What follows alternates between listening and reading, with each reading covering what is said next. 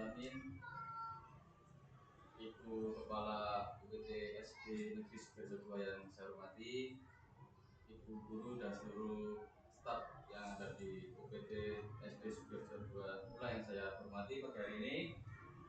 Pertama-tama mari kita panjatkan bersyukur kehadirat Allah SWT atas limpahan rahmat, taufik dan hidayah. Kita semua masih diberikan kesehatan, kita bisa bertatap muka, ya, bukan maya lagi. Kita bertatap muka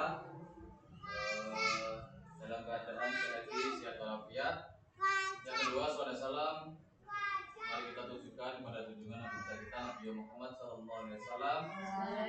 Mudah-mudahan di yaumul akhir nanti kita mendapatkan syafaat dari beliau. Amin. Allahumma amin.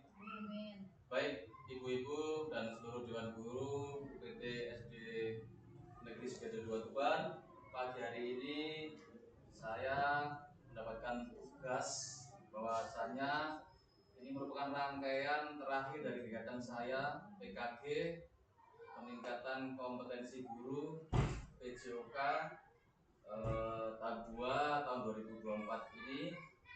Bahwasanya di tugas akhir ini saya melakukan tugas yaitu membuat rencana tindak lanjut.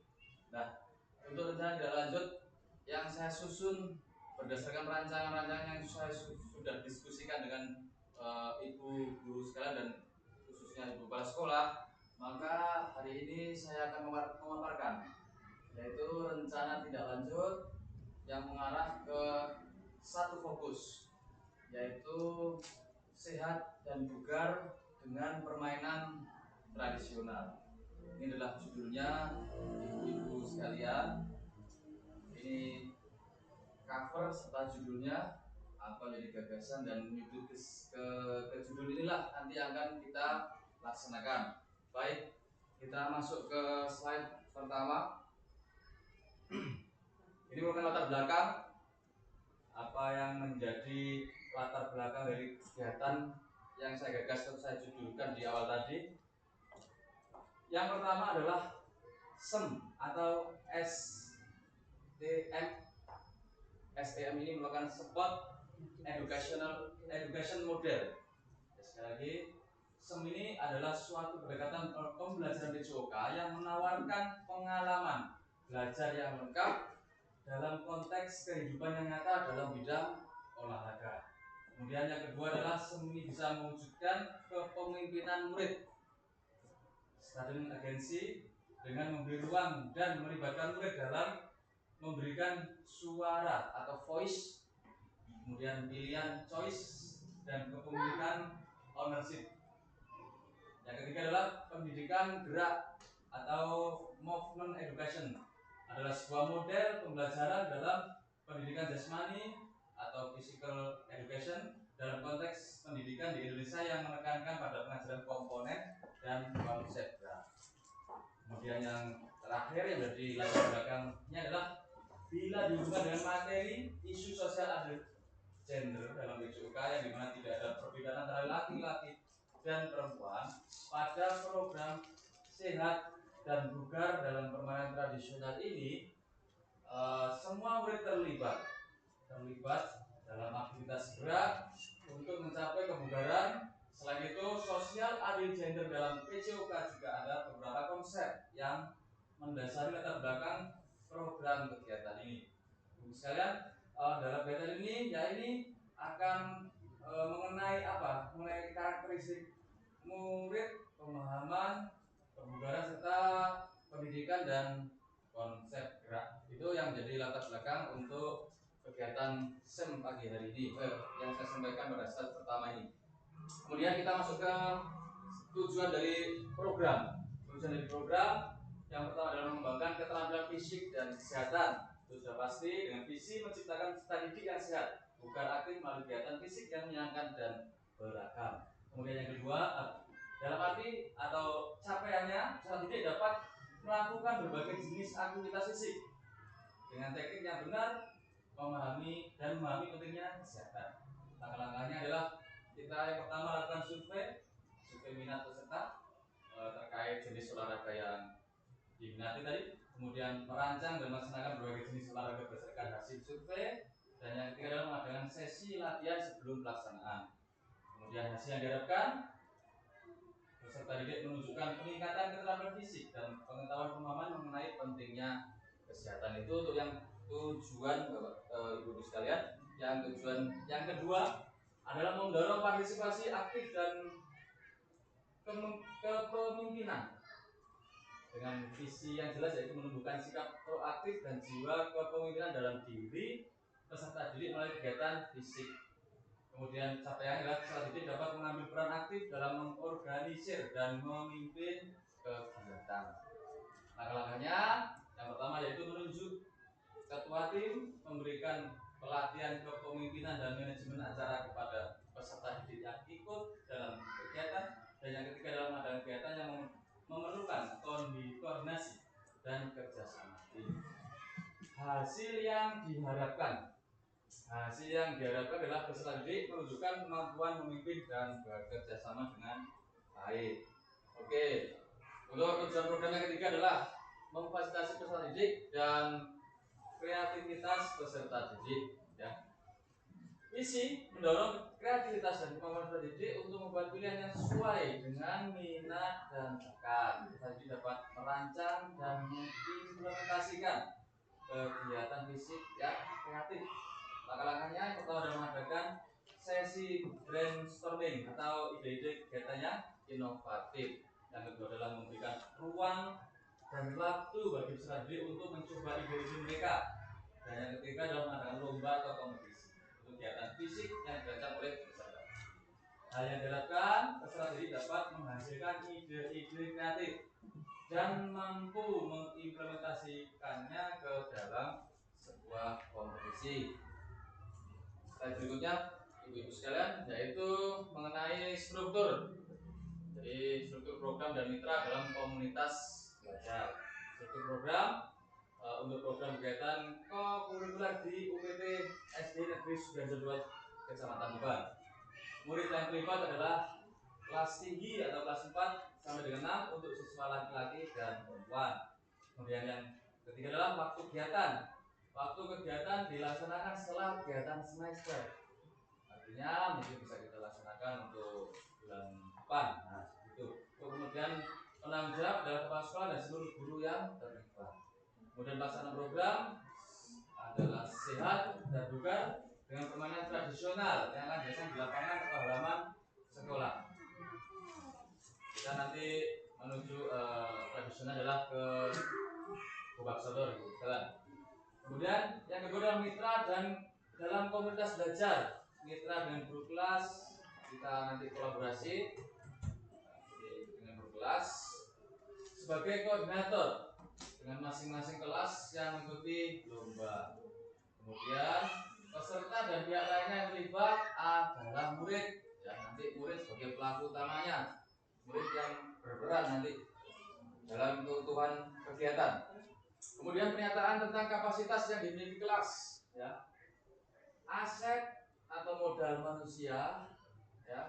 Artinya kita sebagai kepala sekolah, guru, peserta didik, orang tua, wali dan tenaga pendidikan yang profesional sesuai dengan kualifikasi akademiknya. Saya yakin ibu-ibu sekalian luar biasa semua.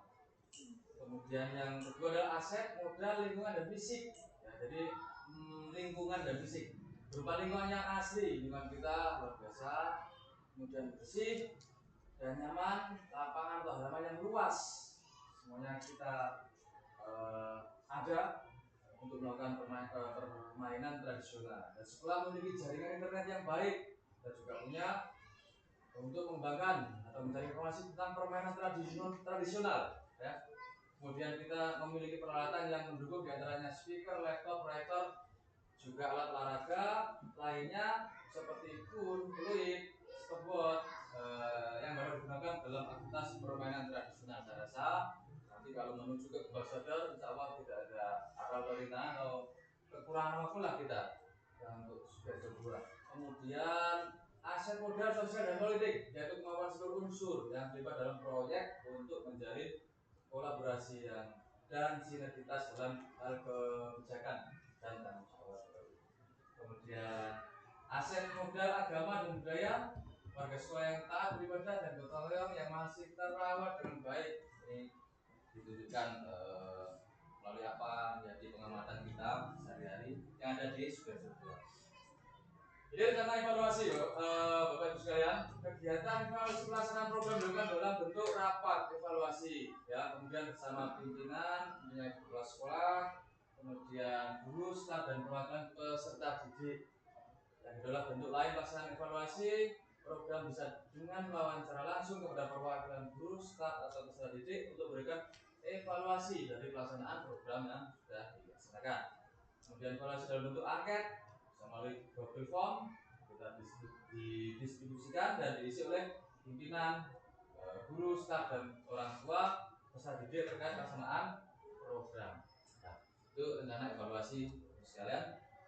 Selanjutnya adalah slide yang ke-8, ke-9 terkait dengan keterbatasan fasilitator dan alat. Ini jadi evaluasi kita, keterbatasan fasilitas olahraga bisa menghambat pelaksanaan kegiatan olahraga. Kemudian yang kedua adalah motivasi peserta didik. Peserta didik memiliki motivasi dan sarana yang sama dalam berbagai kegiatan fisik. Yang ketiga adalah kolaborasi dengan komunitas. Kurangnya dukungan atau keterlibatan orang tua dan komunitas dapat mempengaruhi motivasi belajar peserta didik. Kemudian waktu dan jadwal, menyesuaikan jadwal kegiatan dengan jadwal sekolah dan kegiatan lain yang ada dengan hubungannya peserta didik. Nah, kemudian slide terakhir, terima kasih. Ini adalah sebuah lapangan bebas outdoor yang dimainkan anak dengan ketawa ketiwi. Insya Allah kalau kita laksanakan bebas outdoor tidak ada yang sedih atau suram. Kemudian itu adalah foto kelas saya, ibu-ibu sekalian. Ada 15 orang, yang satu fasil. Bapak ibu-ibu sekalian, apa yang saya sampaikan tadi ya, nanti ibu-ibu boleh bertanya, ini jajannya kegiatannya Pak Adrian kok apa sih? Tidak masalah, monggo nanti saya kasih waktu untuk bertanya ya. Apa yang sedang tanyakan akan saya jawab. Monggo kalau ada pertanyaan. Apakah masih kebingungan dengan yang saya bacakan tadi?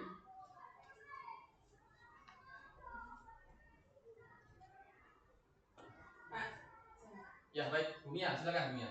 tadi kan di sana saya menurutnya kelas berarti 45 nanti. Ya. Nah, untuk yang kelas rendah, kira-kira permainan tradisional nampaknya itu apa Pak? Terima kasih. Baik, banyak sekali Bu Mia. Jadi kita ini kan terkait dengan tugas saya Bu Mia ya. Jadi untuk kelas tinggi kita bisa laksanakan pembelajaran dari SEM ini. Sebetulnya kelas rendah banyak sekali untuk kegiatan tradisional. Engklek bisa, kemudian egrang ya, dakon tidak masalah. Jadi permainan yang lama ya, seperti kalau zaman kecil saya itu ada bentik, nah, kemudian ada lagi gejik, nah kasti. Nah itu kan sekarang kan semakin hilang ya, tergerus zaman, anak-anak dikalahkan dengan HP. Nah ini yang menjadi motivasi saya benar. Jadi untuk anak yang kelas kecil mungkin bisa dilakukan pembiasaan ya. Ini saya jelaskan detail ya Bu ya tentang SEM maksudnya apa ya. Jadi kalau pembiasaan nanti gampang Bu ya, tinggal kita kolaborasi, anak-anak dibiasakan di cabur, bukan cabur ya, apa itu olahraga tradisional apa gitu Bu ya ya. Nah itu bisa. Tapi kalau sudah SEM Bu, SEM ini nanti ini lebih dekat atau lebih kepada masuk ke P5 Bu ya. Jadi untuk SEM ini ya, anak-anak nanti begini Ibu-ibu sekalian, anak-anak diajari ya bagaimana berperan menurut apa yang menjadi atau yang mereka minat bakat minati. Contoh di dalam SEM kita nanti adalah melaksanakan lomba. Misalkan anak-anak mungkin si A ya minatnya kok pinter di permainan, ya nanti kita sebagai pemain seperti itu. Kemudian anak-anak ini si B pinternya kok itu rangkul temennya, nah, mungkin bisa digunakan sebagai ketua acara. Nah, misalkan, jadi anak-anak diarahkan ke sana sehingga nanti dikemas dengan rapi, anak-anak dibina sesuai dengan bakatnya masing tadi, terbentuklah sebuah kegiatan. Ya, masuknya ke P5 nanti. Peminatan bagi teman-teman. Iya betul. Jadi masuknya nanti ke sana. Jadi ada yang menjadi coach ya pada waktu pertandingan ini. Ya, ada. Ya betul sekali apa yang dikatakan oleh Bayu, berdiferensiasi. Ya, ini pembelajaran yang berpihak kepada murid seperti itu, dan itu sudah kita laksanakan selama ini. Saya yakin penjaga semua juga ahli-ahlinya. Jadi nanti di dalam kegiatan kemasannya seperti itu Bung ya.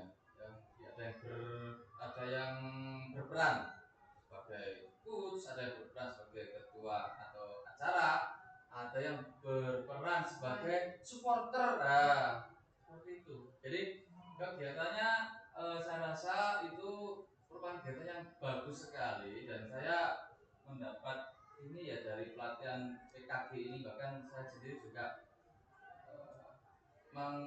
mencoba melaksanakan ketika materi ini. Oh seperti ini. Andai kata ini di SMA pas cocok banget ini. Ya, jadi kegiatan SEM Sport Education Model ini kalau saya pribadi kalau sudah di SMA ini cocok sekali. Tapi menurut saya di SD pun bisa selama kita mau. Ya, selama kita mau bisa. Itu mohon nanti kerjasamanya ibu sekalian ya, kita bisa berkolaborasi untuk mengadakan atau membentuk sebuah kegiatan yang menuju ke seni.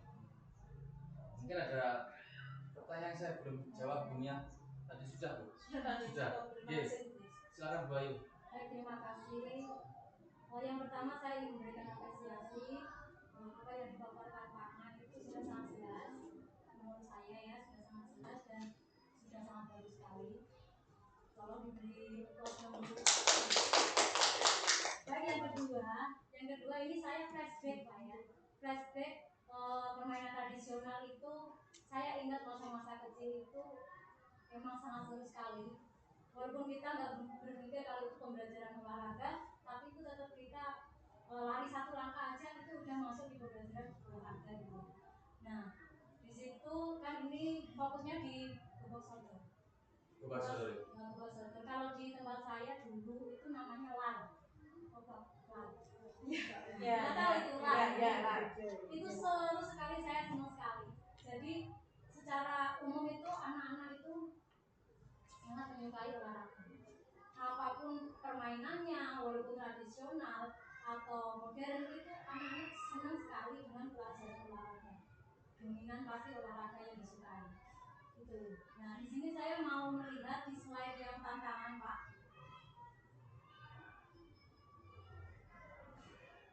Nah, tantangan. Nah, di tantangan ini untuk yang pertama itu keterbatasan fasilitas dan alat. Kalau menurut saya itu alat dan fasilitas kalau di olahraga tradisional itu kayaknya kok itu Pak. Sudah lengkap itu loh Pak. Iya, betul. Kalau modern beda lagi ya, ada alat-alat yang lebih modern gitu. Kalau yang tradisional kayaknya kelar aja sudah nggak pakai alat apapun gitu ya, cuma atur di garis gitu. Seperti itu sih Pak, makasih. Baik, terima kasih Bu Ayu. Menjawab dari pertanyaan Bu Ayu. Ini kemarin pada waktu rancangan itu saya belum fokus ke kira-kira apa yang mau saya kembangkan. Jadi ini masih ada tulisannya keterbatasan fasilitas dan alat. Jadi mungkin kemarin itu keterbatasan fasilitas dan alat itu bisa masuk ketika kita ada punya contoh dalam permainan tradisional kita kan tidak hanya ke gobak sodor, ada misalkan ya, nah itu yang saya pikirkan, makanya ada tulisan itu ya saya cuma punya satu, gimana caranya? Mungkin ini jadi keterbatasan fasilitas kita. Jadi itu mohon maaf Bu Ayu. Ya, mungkin ada pertanyaan yang lain Bu Ye. Ini mungkin dari saja Mas, terutama untuk yang program ya. Untuk kegiatan tradisional, permainan tradisional ya, itu memang sudah terpikirkan juga oleh saya, tapi belum sampai saya sampaikan kepada teman-teman. Ya, malah ada arahan itu 1 bulan sekali begitu Pak. Tapi saya rasa kalau dibuat per semester ya, itu malah lebih tepatnya seperti itu, karena juga butuh kegiatannya mungkin panjang juga. Jadi silakan nanti kita bisa memanfaatkan apa yang sudah diperoleh oleh Pak Ma ilmunya di sini, bisa nanti kita realisasikan supaya menjadi program untuk sekolah kita. Jadi setiap semester sekali diadakan. Dan untuk peralatan itu kalau tradisional yang sudah kalau misalkan untuk anak SMP itu sudah bisa membuat sendiri, misalkan egrang apa. Tapi saya rasa untuk anak-anak kita untuk kelas 6 pun juga sudah mampu, sudah bisa, dan itu tidak membutuhkan biaya yang mahal, sekaligus untuk kreativitas dari anak-anak kita. Jadi monggo nanti bisa dibuat timnya, kalau memang dia bisa kita buat sebaik mungkin. Jadi anak-anak dilatih juga untuk membuat permainan itu, bagaimana ada coachnya ya, ada swap dan sebagainya. Semoga silakan Pak Nas, saya malah berterima kasih sekali andaikan memang sudah bisa dilaksanakan di sekolah ini. Itu saja. Terima kasih. Terima kasih Bu Yeti sebagai pimpinan kami ya. Saya tanggapi sedikit apa yang disampaikan oleh Bu Yeti. Jadi mengenai rencana Bu Yeti terkait dengan pembiasaan olahraga tradisional ini sangat bagus atau sinkron sekali dengan apa yang saya sampaikan ke menuju ke SEM tadi. Ya, jadi ketika pembiasaan nanti terbangun, ya, kita laksanakan, kemudian di akhir nanti kita masuknya ke SEM tadi. Saya rasa pas atau komplit banget ya, kolaborasi yang tepat sekali nanti kita diskusikan untuk ke depan bersama wali kelas. Itu Bu Yeti. Terima kasih sekali, saya juga belum tahu sebelumnya ternyata Bu Yeti sendiri juga punya program. Oke, Bu Yeti matur suwun. Ada lagi ibu-ibu?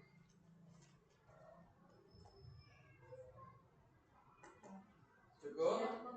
Oke, baik ibu-ibu, nanti jika ada suatu hal yang memang perlu kita tanyakan, atau kita laksanakan bersama selama waktunya, nanti ke depan kita bisa melaksanakan apa yang menjadi paparan pagi hari ini dari saya. Terima kasih. Saya akhiri. Assalamualaikum warahmatullahi wabarakatuh.